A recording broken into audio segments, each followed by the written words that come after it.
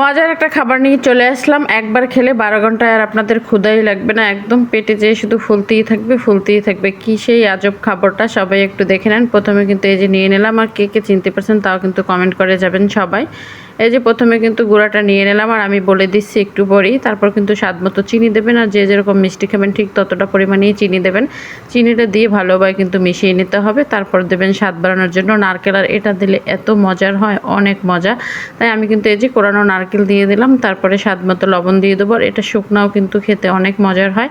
আজকে আমি শুকনাও বানিয়ে দেখাবো, আর পানি দিয়েও দেখাবো।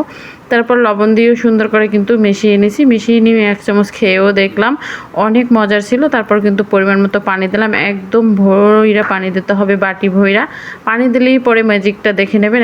একটু পরেই কিন্তু একটা ম্যাজিক হয়ে যাবে। এই যে আমি বাটি ভইরা পানি দিয়ে মিশিয়ে নিছি, মাত্র 5 মিনিটও রাখা লাগবে না, 2 মিনিটের ভিতরেই কিন্তু এই পানিটা সম্পূর্ণ চোপ করে নেবে।